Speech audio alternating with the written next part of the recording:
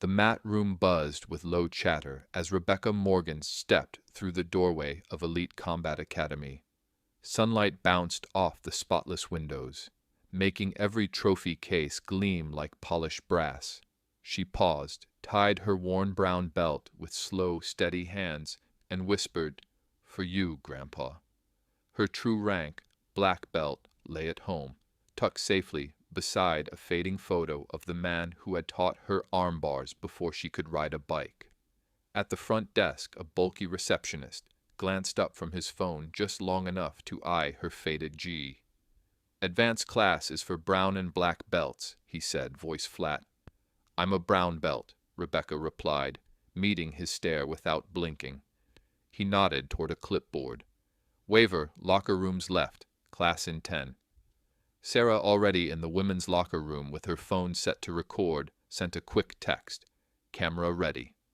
Rebecca typed back a thumbs up and changed in silence. Other women tightened G's beside her, muscular, tense, each carrying that mix of hope and caution you only see in places where respect isn't guaranteed. One, a tall purple belt named Dana, gave a curt smile. "Word to the wise," she said under her breath. "Head coach thinks women above blue belt are wasting mat space." Rebecca nodded. "Thanks." When she entered the main hall, the atmosphere shifted like a tide. Advanced students, mostly men, all heavier, looked her up and down. At center mat stood Gabriel Torres, black belt knotted with perfect symmetry, scar slicing his cheek into a permanent sneer. He broke off mid-lecture when he saw her. "Ladies' self-defense meets Thursday, sweetheart." Laughter rippled through the group.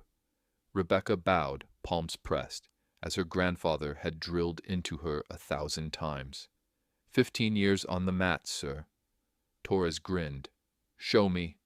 He motioned her forward to demonstrate triangle escapes, a favorite recipe for humiliating new faces. They started from standing. Torres shot in, muscles flexing for show, and slammed her onto the mat, harder than any seminar required. Gasps, then chuckles. Rebecca let the hit ride her ribs, controlled her breath, framed, shrimped, regained guard. Clean, basic, nothing flashy. "Lucky," Torres barked, pinning her again. He shifted to side control, talking to the crowd about fake ranks, while grinding his shoulder into her jaw. Rebecca answered every pressure with calm frames, revealing just enough skill to pass for brown, hiding the rest. 10 minutes of one-way instruction ended with Torres calling for live rounds. "Winner stays on," he announced. "Collins," the alias she'd written, "you're first with me." Silence fell. No one expected a coach to roll hard with a newcomer. Rebecca bowed again. Torres didn't return it. They engaged. She shot a modest single leg, wanting a fair start, but he sprawled again, then yanked her into a brutal Kimura.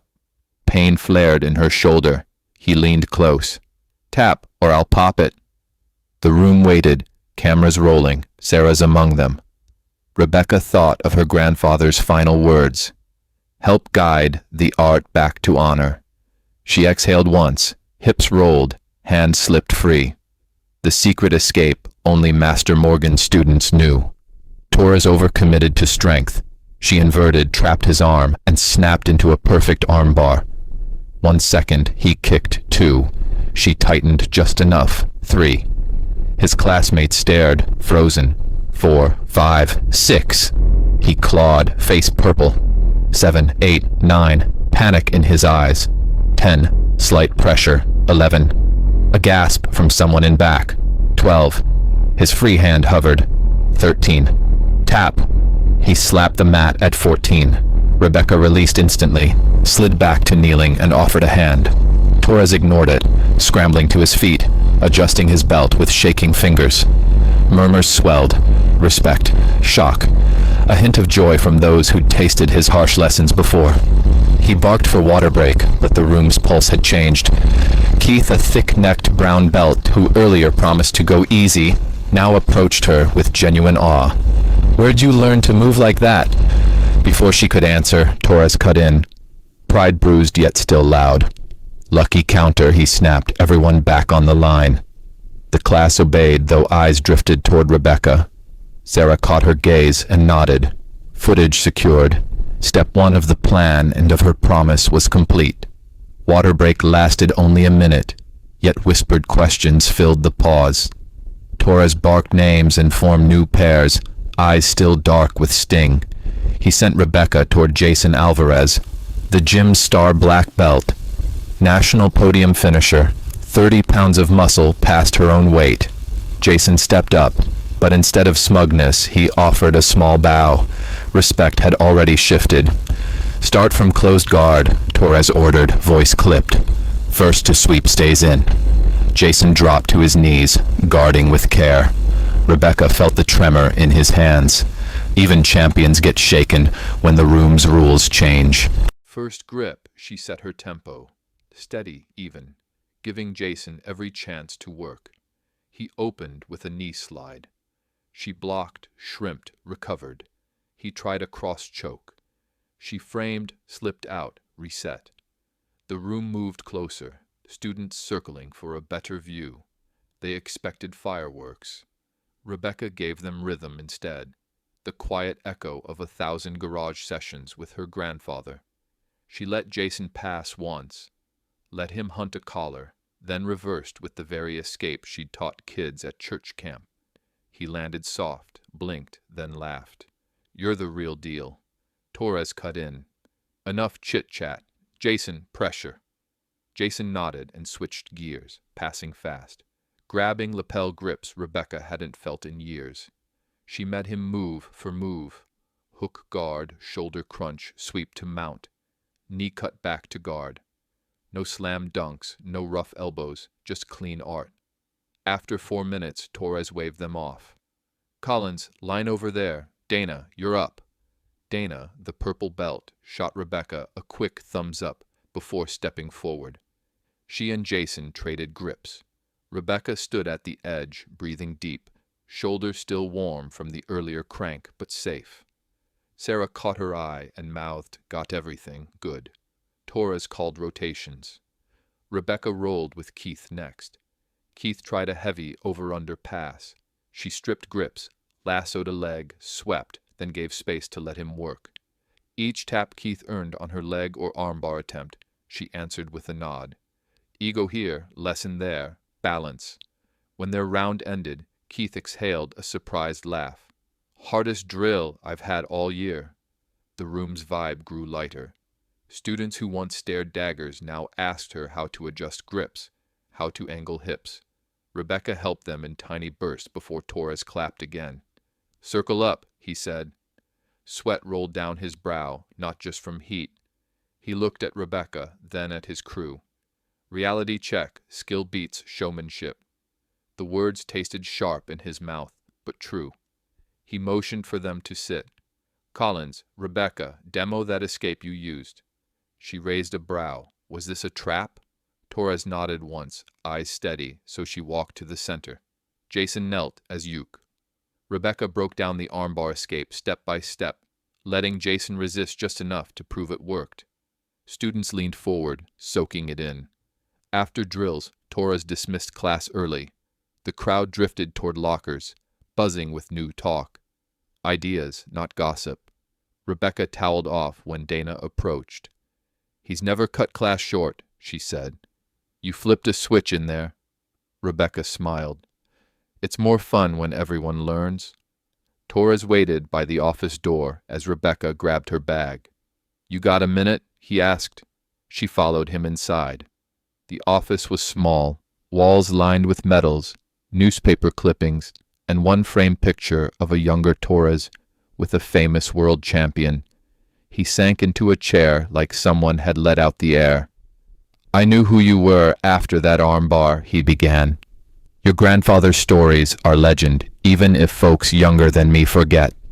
He rubbed the scar on his cheek. I copied guys who crushed newcomers because I thought fear forged winners. Seeing you roll, seeing you teach, shook that. Rebecca sat across from him. Fear can win medals, she said, but it loses people. She told him about gyms that folded after lawsuits, about women who gave up the sport because of one bad first day.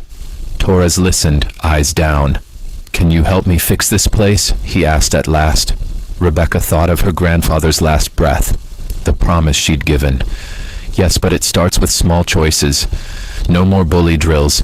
No more rank shaming. Respect first, medal second." Torres nodded. "Deal." He pulled a marker, wiped the whiteboard schedule, and scribbled, "Monday fundamentals. All belts welcome." "First change," he said. They walked out together. Keith noticed the new note and raised a brow at Rebecca. She shrugged, smiling, tiny steps. Outside, the parking lot smelled of autumn leaves, mixed with faint rubber from the mats. Sarah leaned against Rebecca's car, phone still hot from footage. "Got gold," she said. "The takedown, the armbar, his rant, the tap, everything." Rebecca exhaled. "We'll use it carefully. Not for shame, for proof change is needed." Sarah grinned. "Viral clip or documentary?" "Neither," Rebecca said. "Workshop material. I want this to guide coaches, not roast them."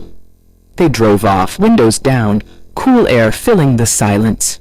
Rebecca's shoulder ached, but inside she felt calm, like hitting a clean Sweep on the largest opponent of her life, culture. Her phone buzzed with a text from Torres. "Thank you for staying." Another from Dana. "Open mat Sunday? Need more of those guard tricks." And one from an unknown number. "I trained under your granddad in '97. He'd be proud." Streetlights flashed by.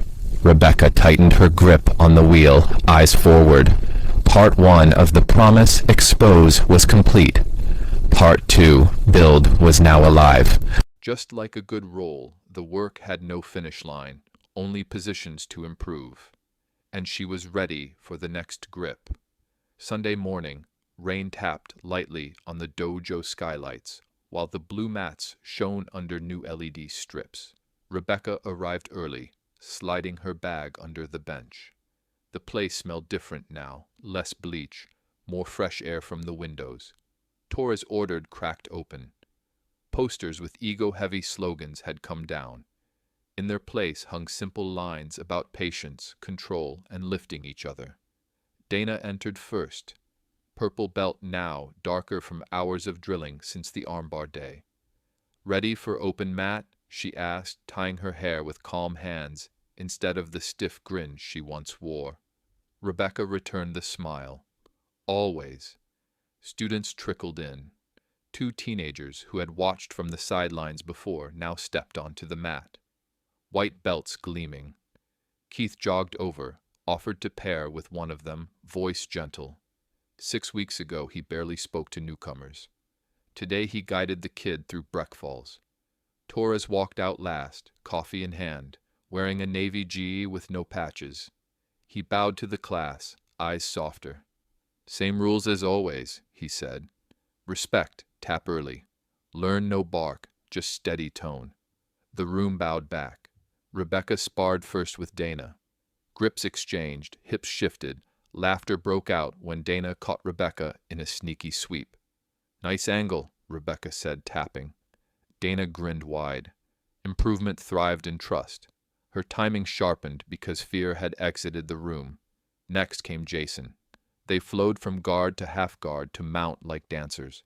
At one point he paused, asking, "Mind showing me that hip detail?" Rebecca demonstrated, then watched him repeat it. Around them, similar scenes played out.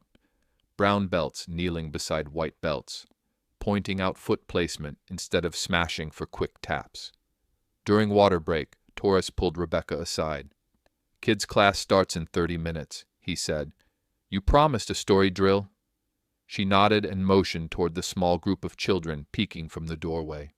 "Let's make it about balance. Ninja on a tightrope."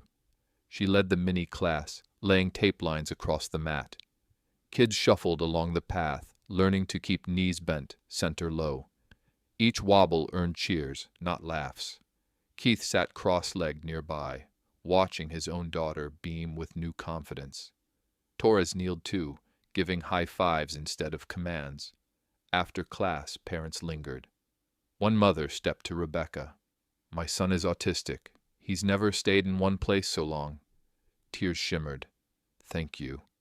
Rebecca squeezed her hand. He balanced himself. We just gave him lines to stand on. The afternoon rolled into an instructor meeting, something Torres now held weekly. Chairs formed a circle. No one stood at the top. Jason reported on a charity roll-a-thon raising funds for a local shelter. Dana proposed a women's open mat twice a month. Unanimous nods followed. Keith outlined safer spar spacing to prevent injuries. Torres listened, jotting every note.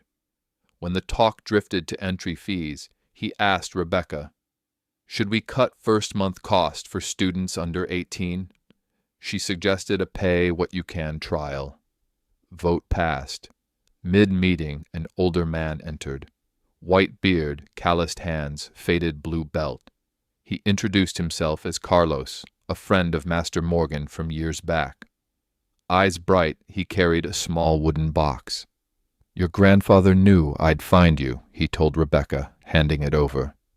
Inside lay a thin journal, filled with sketches of drills and notes on teaching with kindness. Rebecca's throat tightened. She smelled faint sandalwood, the same oil her grandfather used on the dojo floors. She shared a few pages with the group, illustrations of games like guard tag and bridge races. Laughter warmed the circle as everyone imagined kids playing them. Torres asked if they could frame copies for the lobby. Rebecca agreed, adding, "But let's keep using them, not just showing them." Evening settled. Mats cleaned, lights dimmed low, Rebecca and Torres locked up. Rain had stopped, street lamps reflected off wet pavement. Torres leaned against the doorway.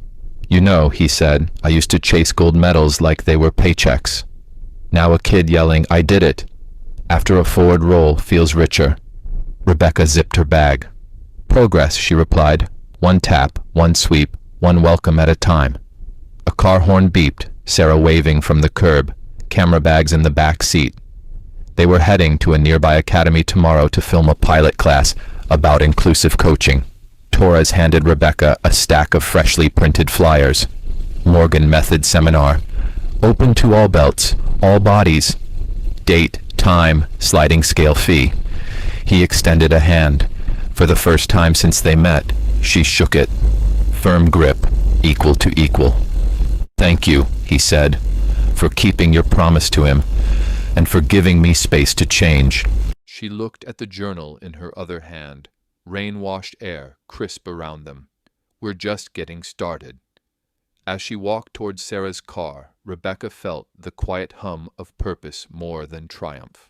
The art wasn't saved by one submission. It was shaped by every small, steady choice after. And tonight, a room once ruled by fear, now echoed with shared stories and barefoot steps on clean mats. Master Morgan's legacy breathed easier, and so did she. 3 months later, banners fluttered outside the city's civic center. Community Jiu-Jitsu Expo. Free clinics all day. Torres's crew had joined 4 other gyms to host the event, and Rebecca stood near the entrance greeting visitors. Children tugged parents toward the mat rings. Seniors in sweatpants queued for gentle movement drills. A year ago, she would have bet money that half these faces would never set foot in a hall full of fighters. Now the line wrapped past concession stands. Sarah bustled by with a camera rig, catching candid shots for their short film series. "Full house already," she whispered. "We may need more water stations." Rebecca nodded and waved Dana over. The former purple belt, now wearing brown, grabbed a clipboard and jogged off to handle supplies. At 10, Torres took a small stage. Gone was the edge in his voice. In its place rested steady warmth. "Everyone has a first day," he told the crowd. "Let's make sure none of them hurt." Applause rose. Parents clapped hardest. Rebecca felt a pinch of pride, then stepped into ring 3 for the guard basics for newcomers clinic. She kept her words short, demonstrations clear. Heels close, hips active, no rush. A boy of maybe 9 managed his first technical stand-up and beamed like he'd won a trophy. Rebecca fist bumped him, the kind of medal that matters most. Across the hall, Keith and Jason ran a self-defense booth. Instead of scare tactics, They showed space management and verbal boundary skills before a single grip break. The local paper's sports columnist watched, scribbling notes. Last spring, he wrote snark about gyms that chew up newbies.